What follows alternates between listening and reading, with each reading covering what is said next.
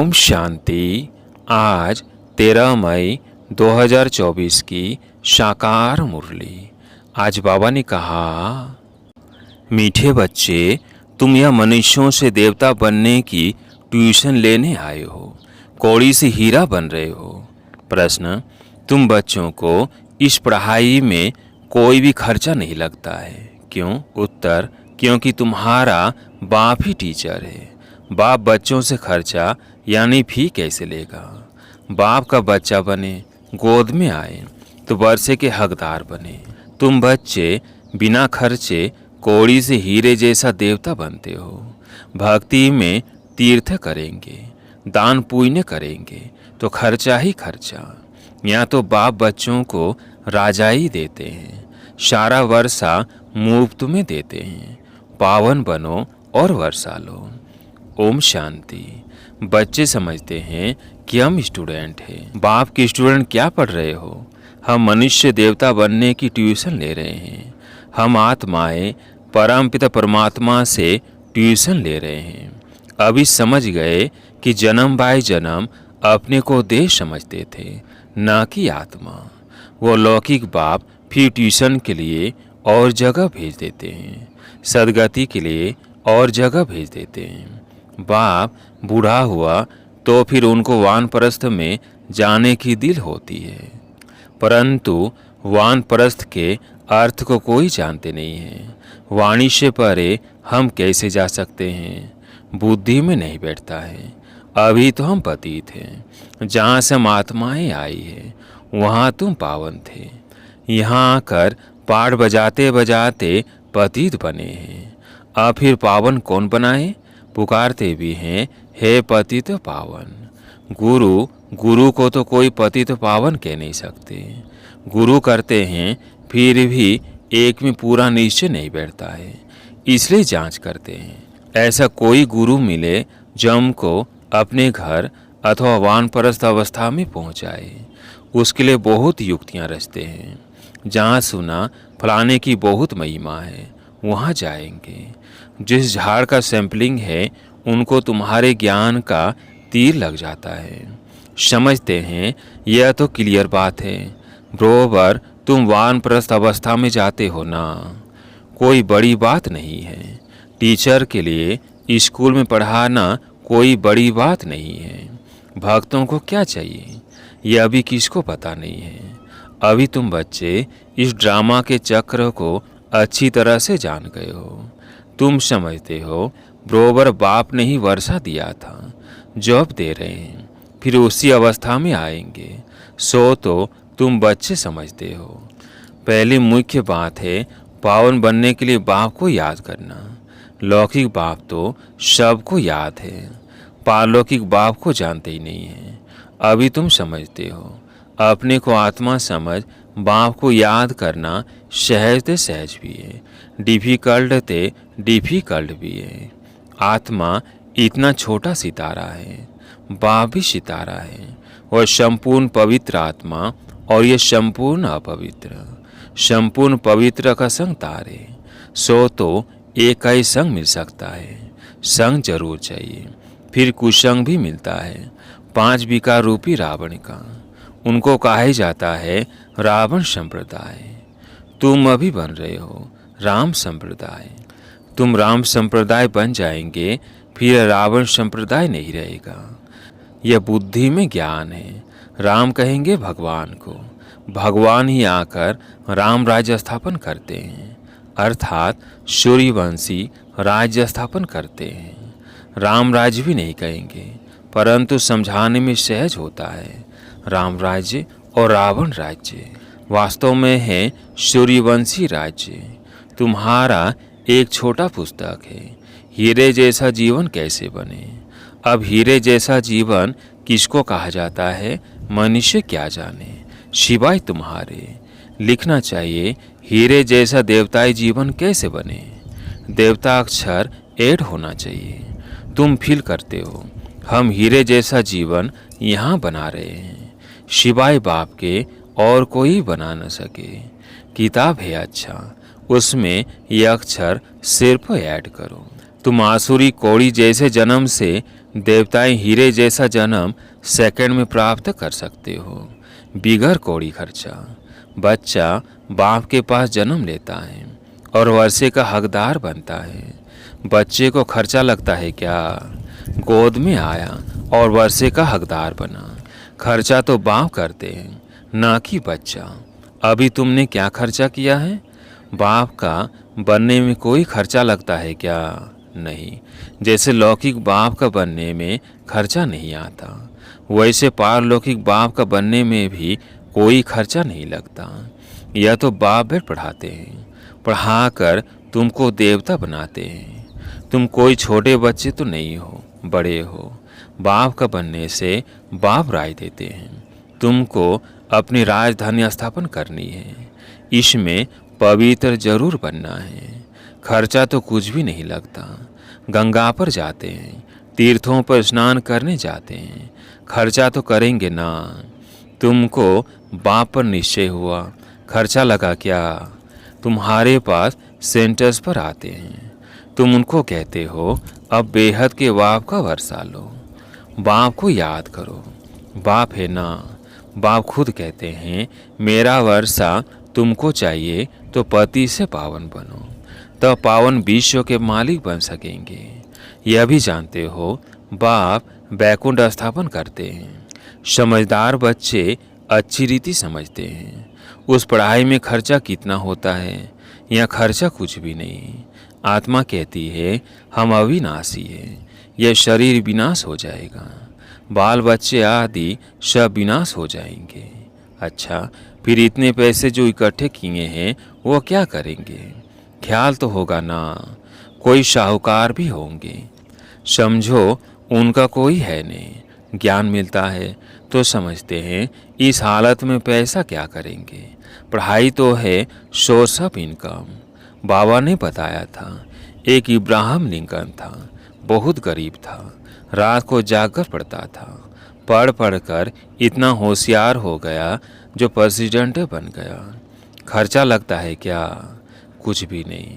बहुत हैं जो गरीब होते हैं, उनसे गवर्नमेंट पैसे नहीं लेती है पढ़ने के, ऐसे बहुत पढ़ते हैं। तो अभी बिगर भी प्रेसिडेंट बन गया, कितना बड़ा पद पा लिया। यह गवर्नमेंट भी कुछ खर्चा नहीं लेती, समझती है दुनिया में सब गरीब हैं। भले कितने भी साहूकार लखपति करोड़पति हैं, वो भी कहेंगे गरीब है। हम उनको साहूकार बनाते हैं। भल धन कितना भी हो, तुम जानते हो, बाकी थोड़े दिन के लिए है, यह सब मिट्टी में मिल जाएगा। तो गरीब ठहरे ना। सारा मदार है पढ़ाई पर।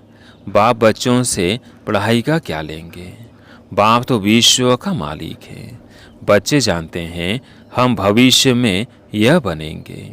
मैं आया हूँ यह स्थापन करने। बैज में भी यह समझानी है। नई नई इन्वेंशन निकलती रहती है।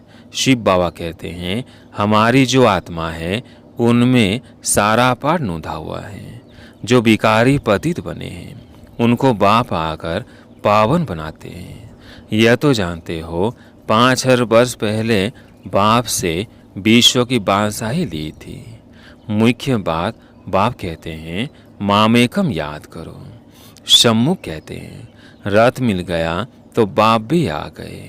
रथ तो जरूर एक फिक्स होगा ना। यह बना बनाया ड्रामा है, चेंज हो नहीं सकता। कहते हैं यह जौहरी कैसे प्रजापिता ब्रह्मा बनेगा? समझते हैं यह जौहरी था। जवाहरात एक होती है इमिटेशन, एक रियल। इसमें भी रियल जवाहरात बाप देते हैं तो फिर वो क्या काम आएगी? यह है ज्ञान रतन। इनके सामने उस जवाहरात की कोई कीमत नहीं। जब यह रतन मिले तो समझा यह जवाहरात का धंधा तो कोई काम का नहीं। यह अविनाशी ज्ञान रतन एक एक लाखों रुपयों का है। कितने तुमको रतन मिलते हैं, यह ज्ञान रतन ही सच्चे बन जाते हैं। तुम जानते हो बाप यह रतन देते हैं झोली भरने के लिए। यह मुफ्त में मिलते हैं, खर्चा कुछ भी नहीं। वहाँ तो दीवारों छतों में भी हीरे जवाहर लगे रहते हैं। उनकी वैल्यू क्या होगी? वैल्यू बाद में होती है। वहाँ तो हीरे जवाहर भी तुम्हारे लिए कुछ नहीं है। यह तो बच्चों को निश्चय होना चाहिए। बाप ने समझाया है, यह रूप भी है, बसंत भी है, बाबा का छोटा सा रूप है। उनको ज्ञान का सागर कहा जाता है। यह ज्ञान रतन है जिससे तुम बहुत धनवान बनेंगे। बाकी कोई अमृत व पानी आदि की बरसात नहीं है। पढ़ाई में पानी की बात नहीं होती, पावन बनने में खर्चे की बात ही नहीं। तुमको अब विवेक मिला है, समझते हो पति तो पावन तो एक ही बाप है। तुम अपने योग बल से पावन बन रहे हो। जानते हो पावन बन पावन दुनिया में चले जाएंगे। अब राइट यह है या वो, इन सब बातों में बुद्धि चलनी चाहिए। ड्रामा में यह भक्ति का पाठ भी होने का ही है। बाप कहते हैं अब तुमको पावन बन पावन दुनिया में चलना है। जो पावन बनेगा वो जाएगा, जो यहाँ की सैंपलिंग होंगे वो निकल आएंगे, बाकी थोड़ी समझेंगे वो तो दुवन में फंसे रहेंगे। जब सुनेंगे तब पिछाड़ी में कहेंगे, ओह प्रभु तेरी लीला, आप पुरानी दुनिया को नई कैसे बनाते हो। तुम्हारा यह ज्ञान अखबारों में बहुत बहुत पड़ जाएगा। खास ये चित्र अखबार में रंगीन डाल दो और लिख दो, शिव बाबा प्रजापिता ब्रह्मा द्वारा पढ़ाकर सौर का मालिक या लक्ष्मी नारायण बनाते हैं। कैसे? याद की यात्रा से। याद करते करते तुम्हारी कट उतर जाएगी। तुम खड़े खड़े सबको यह रास्ता बता सकते हो कि बाप कहते हैं मामेकम याद करो, अपने को आत्मा समझो। घड़ी घड़ी यह याद दिलाकर फिर देखो, उनका चेहरा कुछ बदलता है, नैन पानी से भीगते हैं, तब समझो कुछ बुद्धि में बैठता है। पहले पहले यह एक बात ही समझानी है। 5000 वर्ष पहले भी बाप ने कहा है मामेकम याद करो। शिव बाबा आया था तब तो शिव जयंती मनाते हैं ना। भारत को स्वर्ग बनाने के लिए यही समझाया था कि मामेकम याद करो तो तुम पावन बन जाएंगे। छोटी छोटी बच्चियां भी ऐसे बैठ समझाए। बेहद का बाप शिव बाबा ऐसे समझाते हैं। बाबा अक्षर बहुत मीठा है, बाबा और वर्षा। इतना निश्चय में बच्चों को रहना है। यह है ही मनुष्य देवता बनने का विद्यालय। देवताएं होते ही है पावन। अब बाप कहते हैं अपने को आत्मा समझ मुझे याद करो। मन मना भव, अक्सर सुने हैं, न सुने हो तो बाप सुनाते हैं। बाप कहते हैं मैं ही पतित पावन हूँ, मुझे याद करो तो तुम्हारी खाद निकल जाए और शतों प्रधान बन जाएंगे। मेहनत ही यह है। ज्ञान के लिए तो सब कह देते हैं बहुत अच्छा है, फर्स्ट क्लास ज्ञान है, परंतु प्राचीन योग की बात को कोई जानते ही नहीं है। पावन होने की बात तुम सुनाते हो तो भी समझते नहीं। बाप कहते हैं तुम सब पतित तमो प्रधान बन गए हो। अब अपने को आत्मा समझ मुझे याद करो। असुल तुम आत्माएं मेरे साथ थी ना, मुझे तुम बुलाते भी हो, ओ गॉड फादर आओ। अब मैं आया हूँ, तुम मेरी मत पर चलो। यह है ही पति से पावन होने की मत। मैं हूँ सर्वशक्तिमान, एवर पावन। अब तुम मुझे याद करो। इनको ही प्राचीन राजयोग कहा जाता है। तुम धंधे आदि में भी भल रहो, बाल बच्चे आदि भी भल संभालो। सिर्फ बुद्धि योग और सबसे हटाकर मेरे साथ लगाओ। यह सबसे मुख्य बात। यह न समझा तो गोया कुछ भी नहीं समझा। ज्ञान के लिए तो कहते हैं बहुत अच्छा ज्ञान देते हो, पवित्रता भी अच्छी है, परंतु हम पवित्र कैसे बने? हमेशा के लिए यह बात समझते नहीं।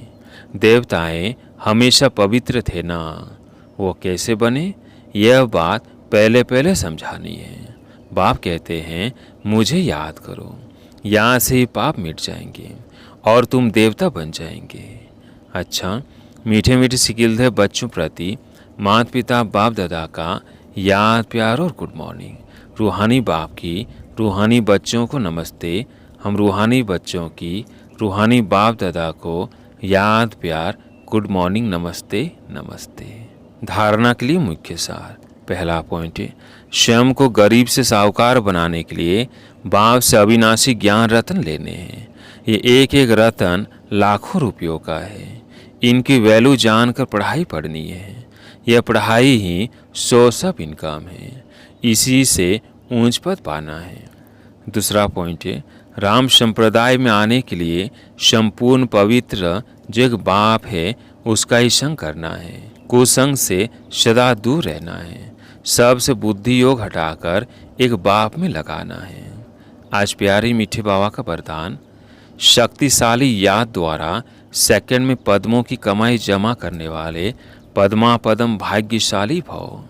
शक्तिशाली याद द्वारा सेकंड में पद्मों की कमाई जमा करने वाले पद्मा पदम भाग्यशाली भव। आपकी याद इतनी शक्तिशाली हो जो एक सेकंड की याद से पद्मों की कमाई जमा हो जाए। जिनके हर कदम में पदम हो तो कितने पदम जमा हो जाएंगे। इसलिए कहा जाता है पद्मा पदम भाग्यशाली। जब किसी की अच्छी कमाई होती है तो उसके चेहरे की फलक ही और हो जाती है। तो आपकी शक्ल से भी पद्मों की कमाई का नशा दिखाई दे। ऐसा रूहानी नशा, रूहानी खुशी हो जो अनुभव करे कि अनयारे लोग हैं। स्लोगन, ड्रामा में सब अच्छा ही होना है। इस स्मृति से बेफिक्र बादशाह बनो। ड्रामा में सब अच्छा ही होना है। इस स्मृति से बेफिक्र बादशाह बनो। अच्छा, ओम शांति।